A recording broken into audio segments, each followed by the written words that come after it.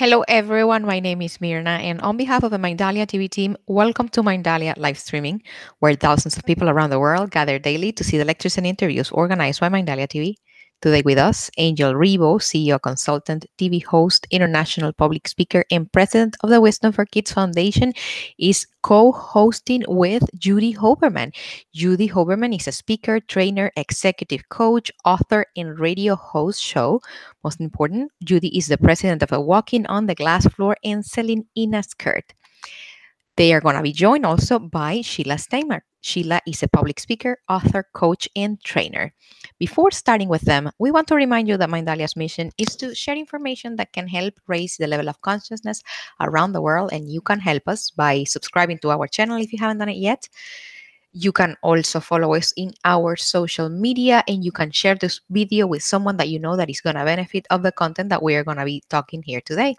Also, while we are live streaming, like right now, we have the active chat, the screen that you're going to be seeing here on my side or under the video in case that you're following us from a smartphone. And through there, you can interact with us. You can ask your questions. We just please ask you to follow the format, word question in caps, and the actual question in relation with the conference that we're going to be having today. We also want you to collaborate with Mindalia with your own valuable content. And for that, you can go to our website. On the top, you're going to find a link that says Collaborate with Mindalia. That link is going to take you to a form that you can fill out, and our technical team will be getting in contact with you. You can collaborate with Mindalia in Portuguese through Mindalia Televisão, in English through Mindalia TV English, as you already know, and in Spanish through Mindalia Televisión. We also want to invite you to visit our different channels and find out what is that we are developing there on a daily basis. We are live streaming, we are having conferences, and it's a lot of information as beautiful and as interesting as the one that you are used to see in Mindalia TV. We're not going to delay this any further, and I'm going to be leaving you with Angel, with Judy, and with Sheila. Guys, welcome to Mindalia live streaming. The screen is yours. Thank you. Thank you very much, Mirna, for the introduction. And welcome back in the new year, Judy Hoberman. How are you today? I'm great. How are you? I'm excited to be back. I missed everybody for 2 weeks. Exactly. Exactly. Everybody was expecting us. And what did we do with our diversity and inclusion and gender equality? Oh my God, we had to put it away for a little while. Exactly. So welcome back. It's a pleasure to be with you today again. You too.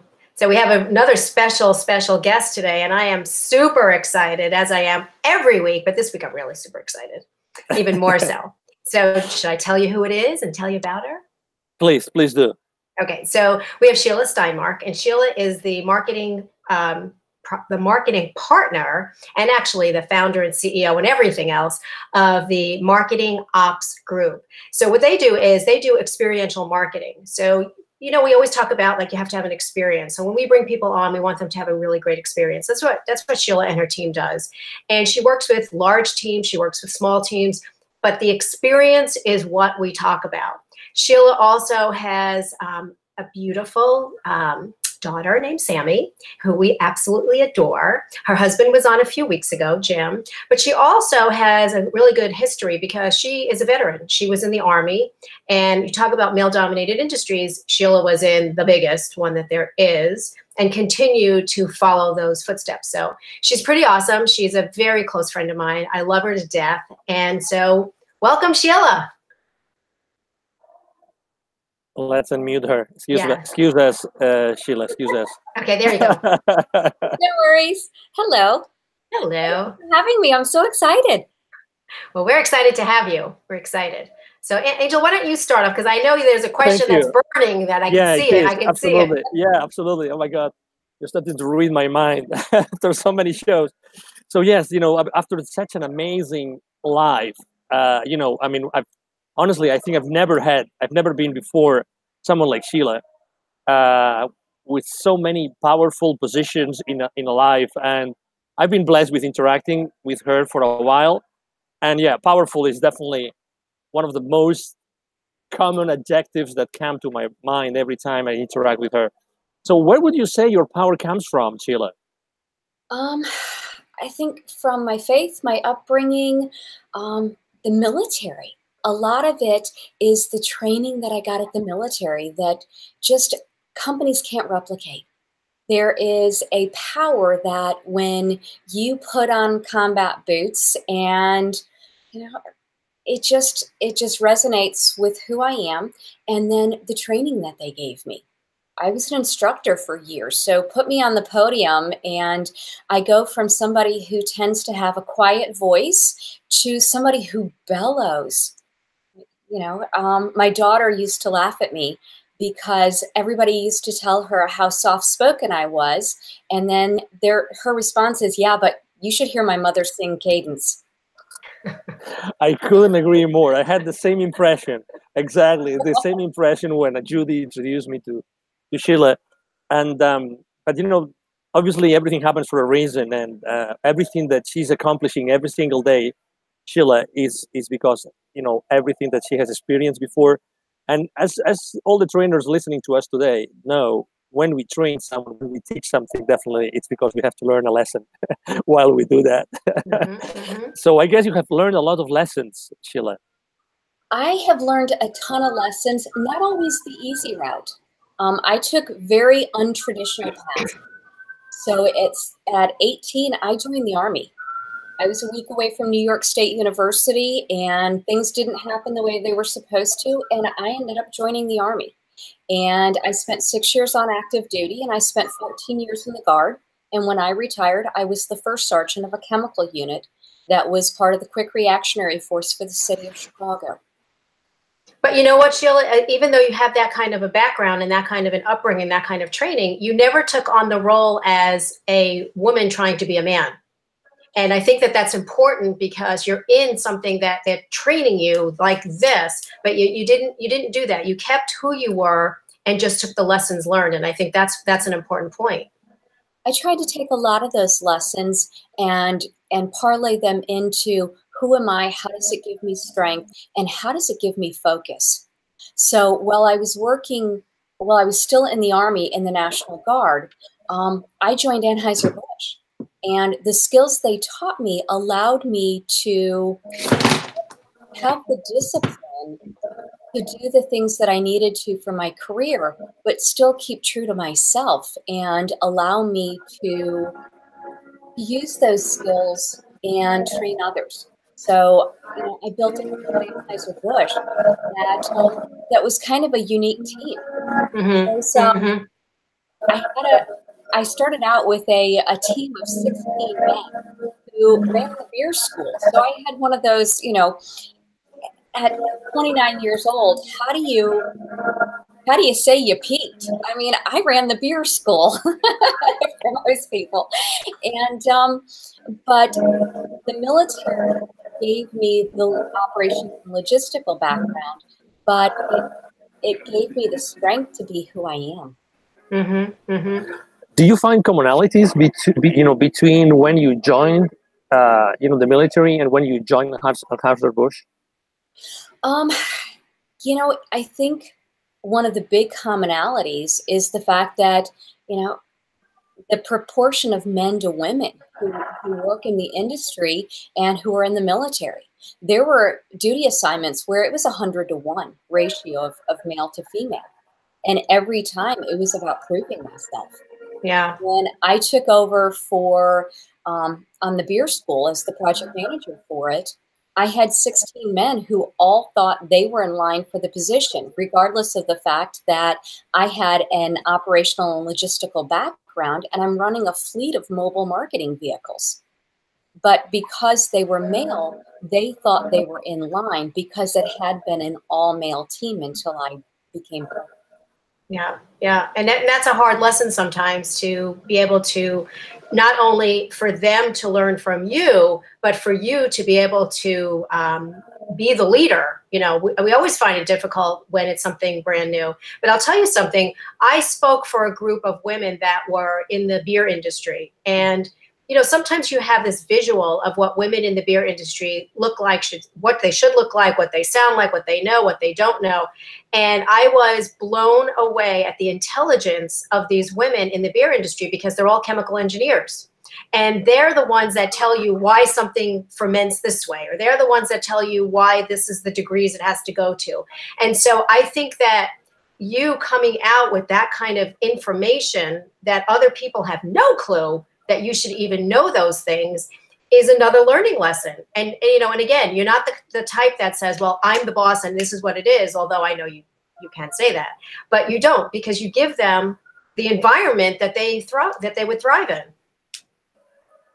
It was a great team, and it was a great opportunity. I was blessed to have the opportunity. It had its challenges. One of the first days when I took over the program, I needed to spec a generator. And how many women do you know spec generators? Well, maybe engineers, electrical engineers, electricians. Well, the tech director who was assigned to me told me to spec my own superlative generator and flicked a business card at me. The funny thing is, 20 years in the Army, I knew how to spec a generator. There you go. I love your question before, Judy, because you said, you know, she has always been able to be herself, regardless of her position. Obviously, there's a ton of women out there that they would deserve to be on the same position, right? They would deserve to take those roles. Were you ever like between like two different options? Like, should I be myself, or should I pretend to be like strong, like the men around me, so they feel me like a leader?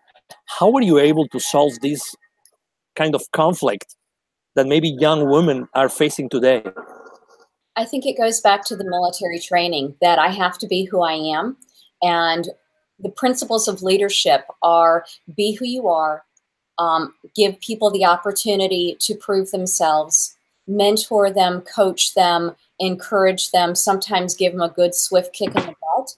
And at the same time, I was fortunate that I had leaders who did that for me. And through that, I learned to be myself. Would you say that you attracted those leaders that supported you? I did. I reached out to some of them, and others of them just came to me, and it was that gravity. Sometimes certain leaders you're given, and others you have to go out and find. You are very, excuse me, go ahead. I was just going to say, but they also knew that you would get the job done, that you had not only the skills, but you had the wherewithal and the bandwidth to get things done. So they knew that when something went in front of you, you would get it done. It would be different if they gave you things and you couldn't complete it, or you couldn't control, or you couldn't do any of those things. But they already knew that they had a gem in you. They just had to figure out how they were going to accept the fact that you were not one of them. And even though you were, you weren't. Well, it took them a little while to do that. They gave me 90 days.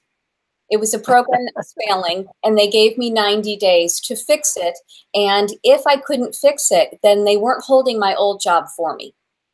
So I had to deal with the consequences. However, you know, I had the right supervisors. I had a fabulous female who just was my champion. And then I had a couple of guys who came out of nowhere. I had a retired master sergeant who hung his arm around my shoulder and said, I got your back.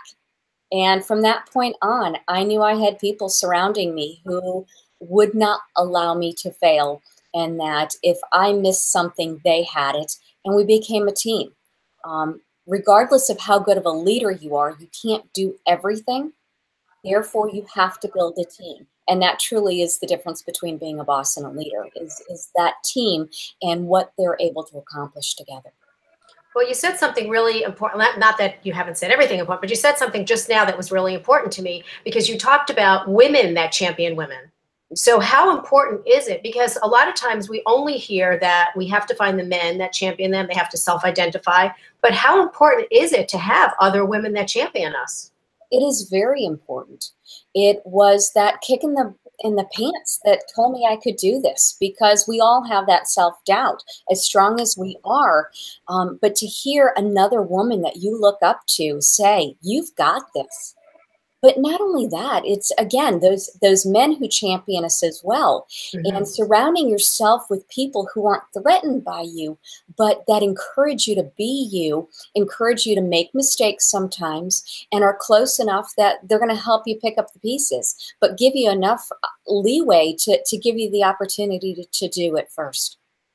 So, Angel, you've worked for a lot of women and you've worked with a lot of women. What do you think is the most important quality of a female leader so she can earn the respect? Because you don't get the respect, you have to earn the respect of both the men and the women that work with her. Unconditional support. Unconditional support. Mm-hmm. I mean, just going back to my personal experience, like there's no hidden agenda. You know, they're just there for me, whatever I need from them. And that's why probably I was also very myself open to do that. I mean, regardless, it's like, maybe, let me rephrase, unconditional support, I think it's a sign of collaboration. I think that women in general are much more into collaboration than competition in general, right? Mm-hmm. And that has been my experience. And that makes things so much easier because, you know, you're not there competing as much. I mean, everybody's competing, and we want to earn commissions and bonuses, and we want to, you know, excel and show off and everything at corporate. But still, being humble enough, grateful enough to support you no matter what, and to be there for you, for your growth. It's funny when you were saying the 90-day. I worked for a company for 3 years actually. Half of it in Europe, half of the same company, half of it in Latin America.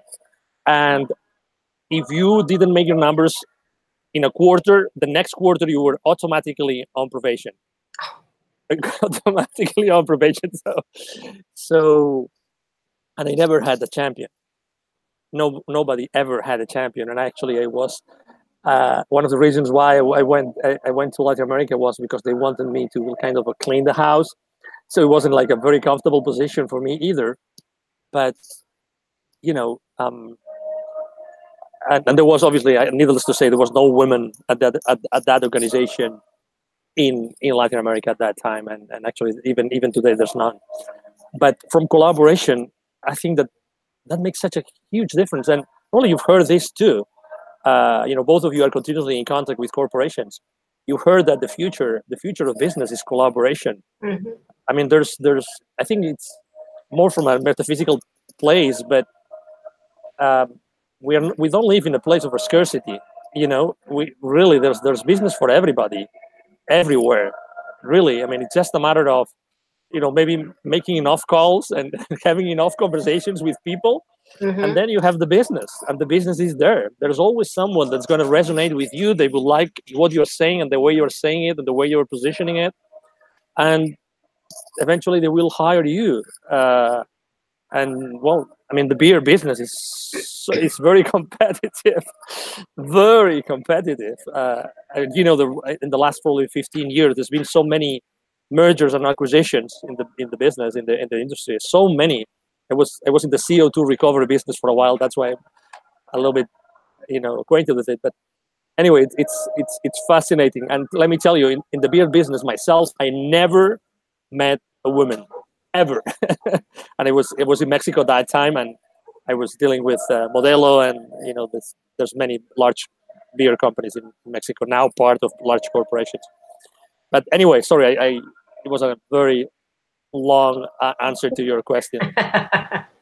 No. So Sheila, talk about like how important, you know, the experiences that you got while you were coming through the ranks that brought you to marketing ops. So because you talk about experiential marketing, but you have to understand what the experience is. And you must have gotten some great experiences that you were able to take forward. I worked for a couple of fabulous agencies that just had great creative.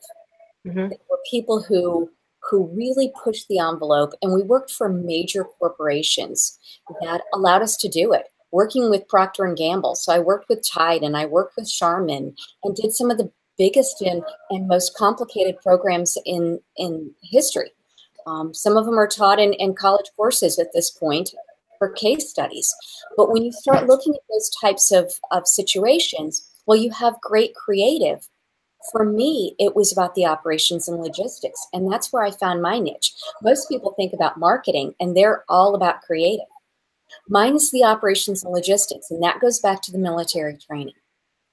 And so when you can create an experience based on creative, but make it something that can be replicated day after day with the same standard, and it allows people to be engaged. And that's one of the things that the Army is great about. As silly as it sounds, everybody talks about training and all these big conferences and so on, and the experience there. The Army teaches by small group method. And so there is so much time and effort put into what is the experience and how do you engage in order to educate. And when you take that and you look at the operations and logistics of great creative, you figure out how do you pair the two of them to reach out and shake someone's hand and welcome them in and introduce them to your brand. So a brand being able to run a commercial, maybe a 30-second spot, will see millions of people. And it's great for awareness. But they get awareness by lots and lots of brands. Think about a TV commercial for the Super Bowl, and you think it's a fabulous TV show or a commercial. And when the commercial is over and you go to tell your friends about which ads were your favorite, if you can't remember it, they didn't do their job.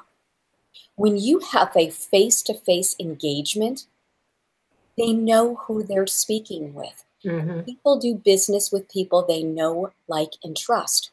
And so when you can create an experience around a particular demographics and a location that is relevant to them, you have a long-term customer.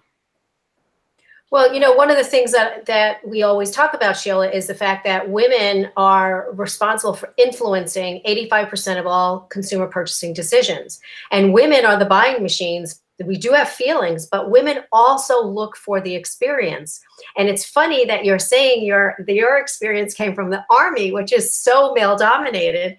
And yet that's what the whole thing is about the experience. And so, you know, because I know for a fact when I talk about the differences between men and women, how they buy, how they shop, how they ask questions and all of that, it's about the experience. And if you don't have the right experience, you don't have anything.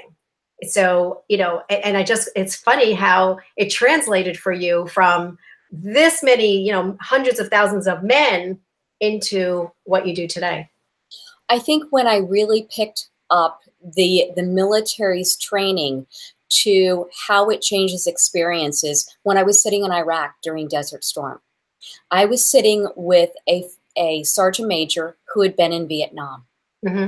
And as we got off the plane to come home, there are tears rolling down his face, and he is squeezing my hand to the point that I thought he was going to break it, because he was so concerned about how he was going to be treated in coming home. But he also, women being in those combat zones, taught men how to speak to their family and how to engage people at home differently.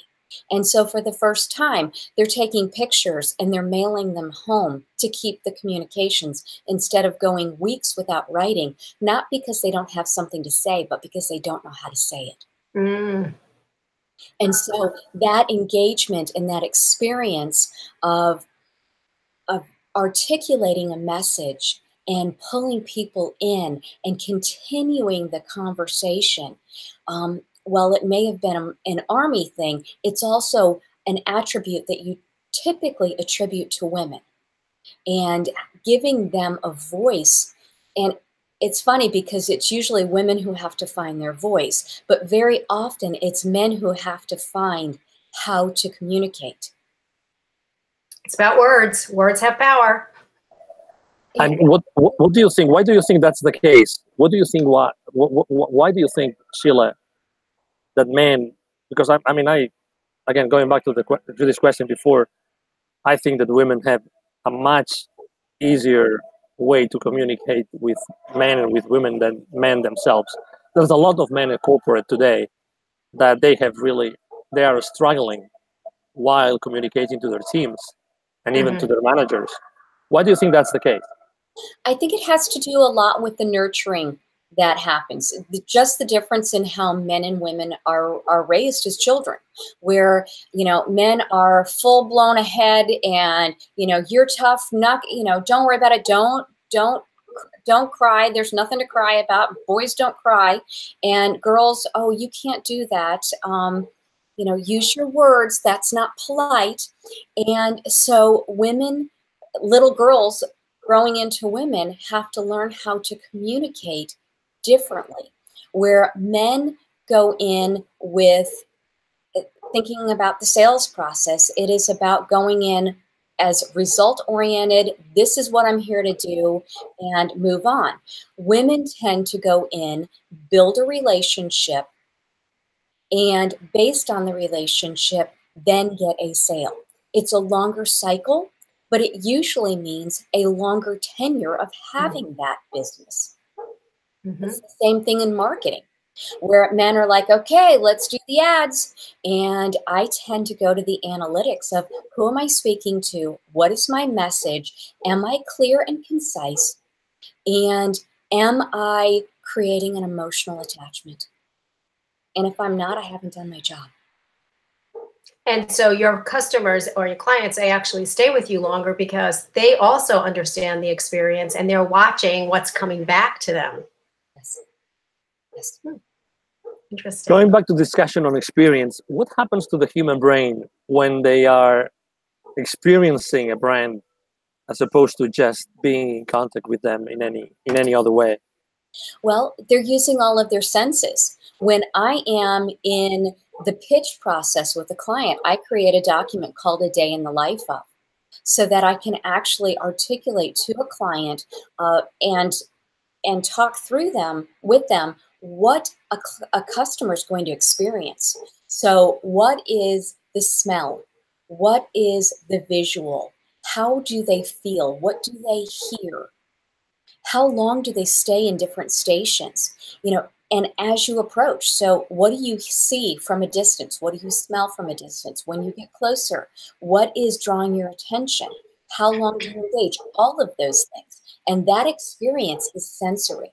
And anytime you can engage more people's senses, the more apt they are to have a memory of that brand. And memories are always meant to be that connection. If you can spend 15 or 20 minutes with a brand, I mean, at Charmin restrooms in Times Square, toilet paper is the lowest impact process of anything you purchase. You either buy it because it's what your mother bought or because it's on sale. And when you can get somebody to spend 28 minutes with your brand and you end up doing a potty dance in the middle of Times Square, you've got them. They're a long-term client. They will be a client forever. That's funny. That's funny. Well, that's a very interesting. We'll talk about the buying process of toilet paper another day because I might have some insights in there. Maybe not in Times Square, but that's such an interesting conversation. So, is it really possible? Is it really possible to have a potential client engage with all 5 senses when trying to buy toilet paper? Is that really possible? Absolutely. To have restrooms that are cleaned between every use, that there is filtered air, you're touching toilet paper, you're touching this beautiful surface that has been built out for you. You're enjoying bringing your children there because in Times Square there are no decent public restrooms. And you're providing a service. And then, of course, there's beautiful music playing. It's warm during the Christmas season and the cold season, and you're filling a need, and you're providing all of the senses. Who knew? I mean, really, who knew? That's an incredible experience. That's human, understanding human behavior right there. So let's talk about the walking on the glass floor initiative, Sheila. Why would you say the walking on the glass floor uh, is the initiative that's going to make a difference in the corporate world moving forward? I think that working through the teachings and the trainings of walking on the glass floor enables women to get the leadership training that a lot of them lack. Very often, women are pushed into positions for a quota or to make somebody look good instead of because that's what they've earned. There are tons of women who earn their positions and fight for every bit of it. But when the push comes to shove, a lot of times the women don't necessarily get the training. And when you start looking at making sure that these women have the training that they need in order to succeed, then we actually stay on the glass ceiling. Floor. I'm sorry. Yes, the glass floor. What it really, for me, there's a particular time in my life where I learned that I had to manage my career instead of my job. You have to do your job. But if you manage your job, you will always be in that job. And the characteristics and the training principles that Judy lays out in the book allows women to understand the areas in which they need to grow, to manage their career, and to become the leader that they need to in order to do that job once they have it. So do you think that women are open to finding what they're the most comfortable with and open to growing into the pieces that they really need some support with? Because a lot of times women come into positions, they go, I got this, I'm good, I got it, I don't need any help. Do you think that the women today are more inclined to say, I'm open to learning? With good mentors, they are. As long as they have good leaders around them, because they will have seen those leaders say, I can't do it all myself. And in doing that, I think we bring up that next group of young leaders, whether it be male or female. It's about being able to teach people that you don't have to know it all. It's about getting the right people around you, getting the training that you need. And if you build your team correctly, even though you may have weaknesses, we all have weaknesses, you find other people who complement you and teach you to be better. With your experience, Sheila, what do you think could be done in order to increase gender equality at the workplace? I think training women at a more basic level as they're coming in. It's about taking those 20-somethings and teaching them how to manage their career, how to become leaders, because most people think that leaders are born instead of leaders are trained. And to be able to give them the training that they need, and then to take those people who, we don't want to miss the generations who are already there, to work with them and give them the training to make those modifications, to make them stronger, to give them a voice, and to give them the backing and the courage. Were you able around you? Excuse me. Good. Were you, Sheila? Were you able, when you were at corporate, were you able to yourself surround by like a more equal team when you needed to? I was. I had a fabulous supervisor that I can think of when I took over the program who really evened the playing field. And when she left, the gentleman who came in behind her was fantastic. And he was my champion. And we learned how to speak to one another. So I figured out that I needed to go to spend time with him and get FaceTime with him every morning. He was an early morning person, and I would go into his office and I would sit down with my cup of coffee. And we would spend those few minutes. And those few minutes of interacting each morning helped us both set the stage for the day. And if I had a challenge, then I had to tell him, I need your advice, or I need to talk something out. I don't need you to fix it for me. And once we learned to do that, then we had a great relationship. When he tried to fix things for me, it countermanded to what I was trying to do. But as long as we set those ground rules, he let me do my thing. I took care of responsibilities. And when I needed him, I was able to ask for it. And what a fabulous champion he was. So we know that communication is extremely important, and we know that there's a lot of leadership qualities, being courageous and so on. How important is it to be authentic? You're authentically you as a leader, as opposed to being who you think someone else needs you to be? I think it's imperative. One of the leaders that I mentioned earlier, the female, recognized the fact that I was struggling, that I was constantly being called that B word. Mm-hmm. And so she said, own it. Not in my personality, but make it funny, because I tend to take humor to things. So she gave me an acronym, Boys All Take Charge Here. And by doing that, it was like, okay, this is who I am. I can't change who I am for you to make you like me. You can either follow me, you can lead, you can be part of this team, or you can go away. But this is where I stand my ground. And it is about who I am and how I have built this team. And if you're not part of this team, then I need to look for a new team member. That I give you opportunities, I try to acclimate you, I try to be accepting, I adjust a certain amount for different personalities and different styles, different communications patterns. But at a certain point, this is my team. And it is going to take the personality of the leader, just like most businesses take on the culture of the leadership team. So if you can't understand or can't work with me being who I am, then it's probably not a good fit.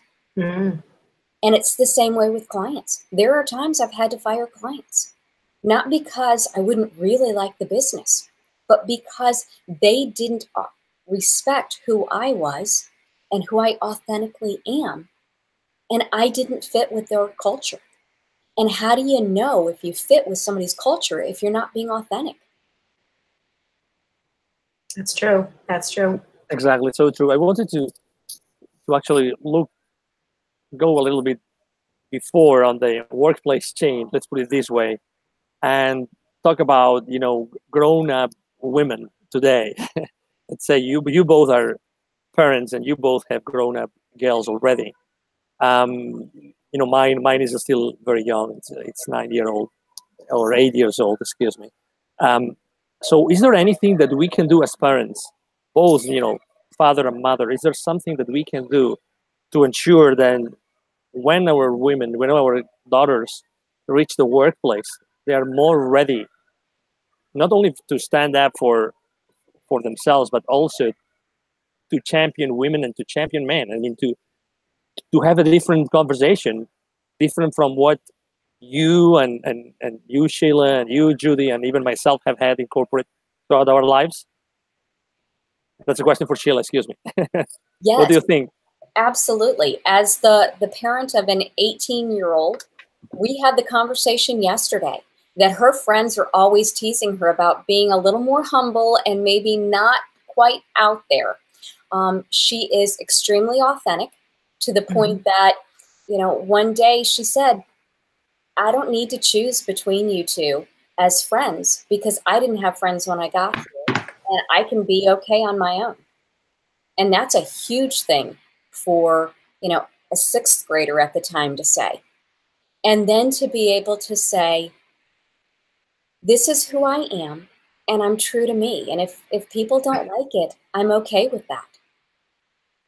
To have a voice. When I did ribbon cuttings and when I went on business meetings, it wasn't unusual for me to take my daughter with me to see, there are times where it's appropriate and you can. And it's not uncommon for men to take their sons to work and to introduce them and so on. We need to do it for daughters as well. Mm-hmm. I would not introduce my daughter. She had to introduce herself. She needed to learn to use her own voice. And as mothers, we talk to our children like this, especially our little girls. Show them to square their shoulders and put their shoulders back and speak. That if it's worth saying out loud, loud enough for people to hear, instead of whispering it because you're afraid it's not right. Mm-hmm. Have an opinion. And all of those things we teach our children, men and women, by giving them confidence, by allowing them to fail, but giving them boundaries, and teaching them to have their own mind. What has your experience been like, Judy? So mine it's similar but different. I mean, I was a single mom, so I had to make sure that my children understood what my role was, but how I had to be not only supporting them, but I also had to be a parent. But I remember with my daughter, and actually with my son as well, there were a few things that I made sure that they did. First of all, if there was a phone call that had to be made to a parent or somebody that was in an authoritative position, they made the phone call. I didn't make it for them. They would pick up the phone and they would call. And I used to say to them, if you do it now, then an hour from now, it'll be done. So just make the phone call. They had to write thank you notes to every single person that ever did or said or whatever. They also, they learned how to be kind. You know, I think they were both kind babies in utero, but we made sure that they always understood that you always said something nice to someone, because you never know what just happened to them. You don't know where they came from. And I always taught my daughter that you have to support other women. And, you know, my kids went to private school and they were on major sports teams, and it's competition all the time, but they both knew they had to support their team. They had to be a player. You can't always be, the lead singer. You have to be the backup dancer as well. And so they got to understand the differences in power. Who was number one and who was the supporters, who were the followers. So they got all of that, but they also understood that I had a business, and they were very, they loved being part of my business. Like Sheila, I would take them to work with me and they would do different things with me. But I remember, when I first started, doing direct mail was like the thing to do. So we'd sit on my bed and we'd have all the direct mail pieces, and one would do the labels and one would do the stamps, and I would pay them with a business check, and they thought that they were just hot stuff. But I will tell you a funny story, because you never know what they hear from you. So when my son was probably, 9 or 10, he knew that every Saturday, all of my agents would call me with their numbers, because I had to then call the numbers into the person above me. And one Saturday, I was on an appointment and my son answered the phone, and they said, "Oh, we'll just call back." He goes, "Nope, I've got the pad, I've got the pen."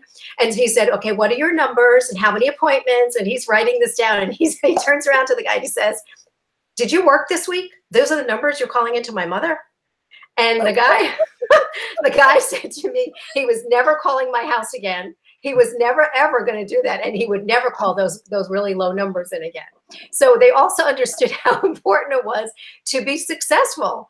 So, and my children to this day are very kind, very, they're good human beings. And so I think that when you teach them things when they're little, you just have to watch out, because at some point their mom comes out of their mouth,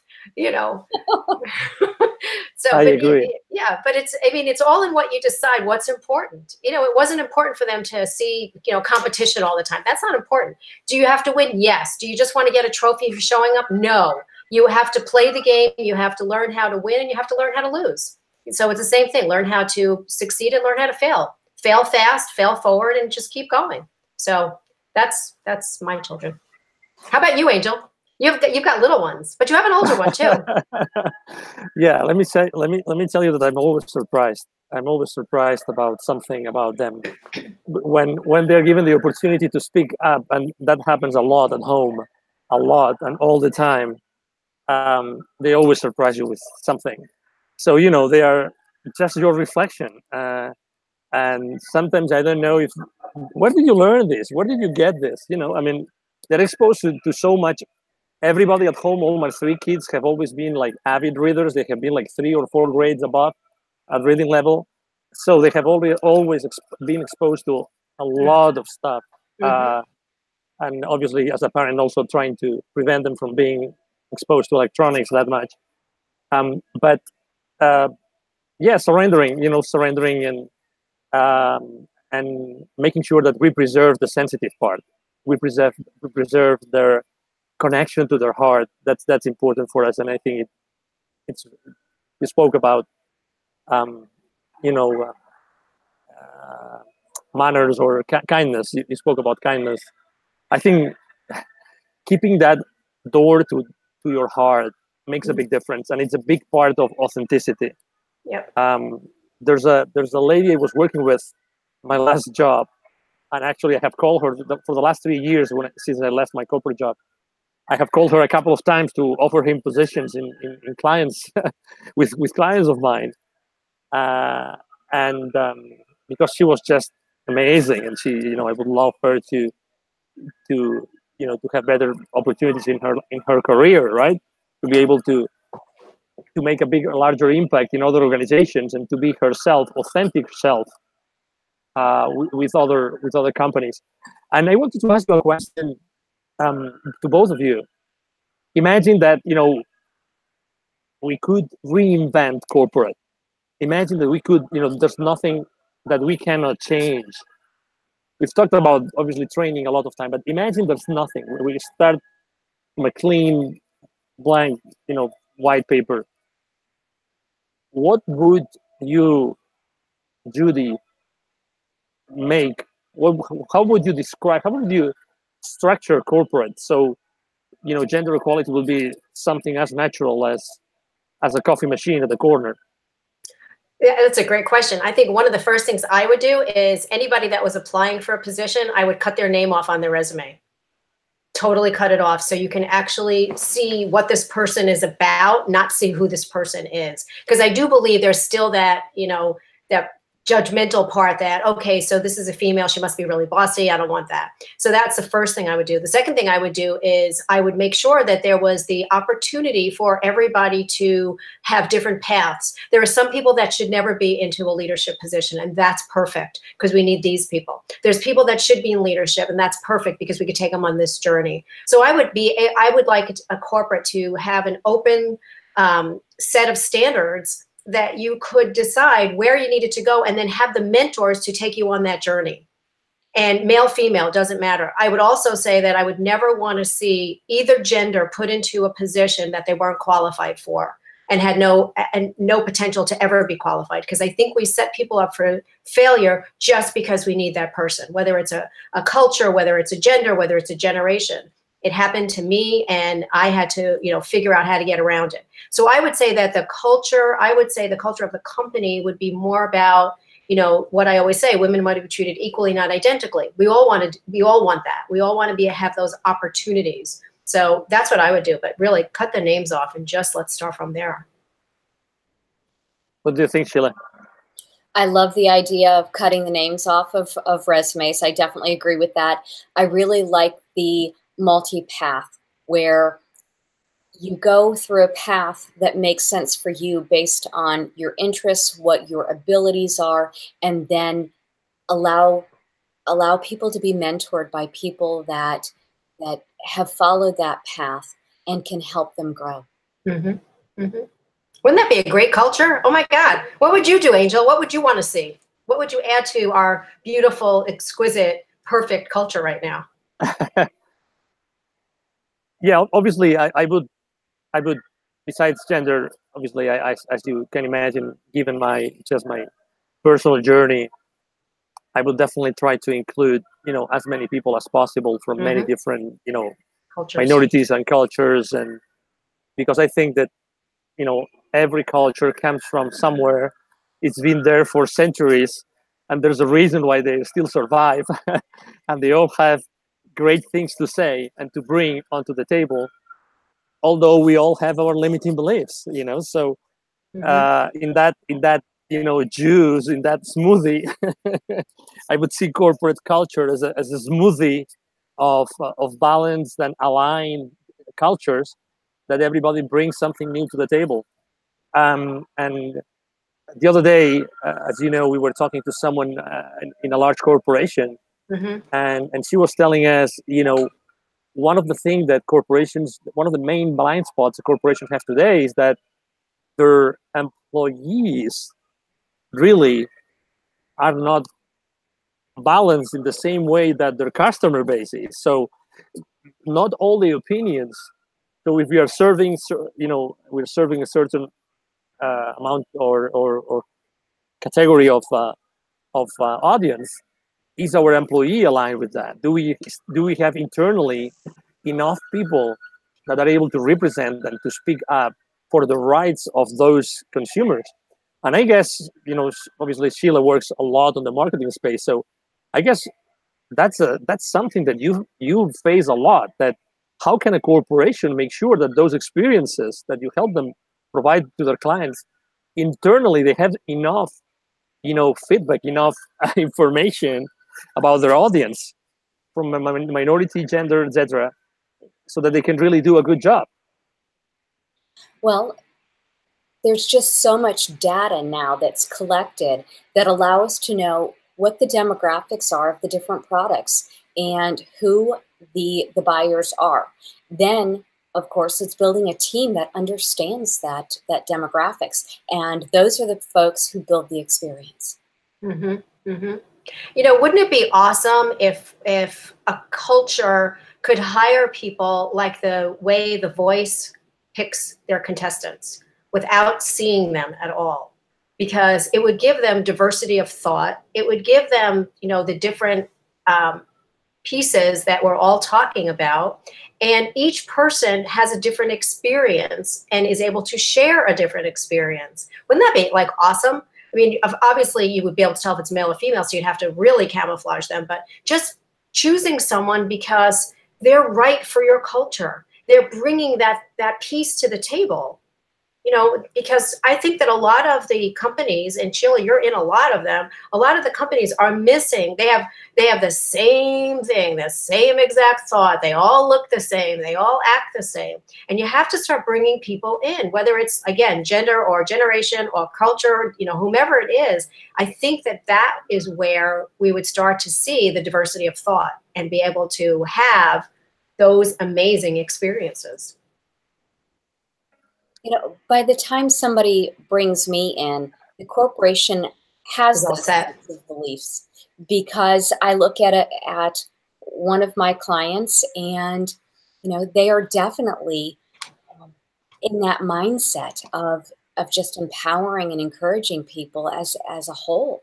And when corporations are open enough to encourage experiences and encourage the interaction, they really want to have that engagement at an entirely different level. So they get it by then. Mm-hmm. Mm-hmm. Absolutely. We have to wrap it up. Excuse me. It's already time to go. Unfortunately, oh my God, the time has gone by like that. Always. We knew that already since we saw Sheila glowing and shining earlier today. So allow me to thank you, Sheila, for being with us today, for being so gentle and so kind with us. Thank you very much for being at Mindalia with us. Thank you. Thank you so much. We loved having you here. Love it, love it, love it. And where can we find you, Sheila, please? Where can we find you online? Online at marketingopsgroup.com. I'm on LinkedIn, Facebook, all of those, Twitter, Instagram. So I would look forward to connecting. Okay. Would you mind spelling your last name, Sheila? Steinmark, Steinmark. Awesome. Thank you. Thank you. Thank you. And Judy, where can we find you? You can find me all over social media, either at Judy Hoberman or Walking on the Glass Floor or Selling in a Skirt. I am everywhere. You can find me anywhere. And I post every single morning. And people will make sure I do it by the time I say I'm going to. So yeah. How about you, Angel? Absolutely. Well, you can find me here at Mindalia. You can find me at Angel Ribo as in R-I-B as in boy O, angel@wisdomforkids.com. You can also find me at angel@wisdomforkids.today. And obviously next Tuesday with Judy Huberman again, and another extraordinary guest, which is going to open our minds, our hearts, and our wisdom to another reality in the world. So again, thank you very much, Sheila. Thank you very much, Judy, for being with us today. Thank you. And again, this is Angel Reba with Mindalia TV. Thank you very much for being with us today. I hope you enjoyed our conversation as much as we did, and hope to see you soon. Have a wonderful day. Bye-bye. Bye. Bye-bye.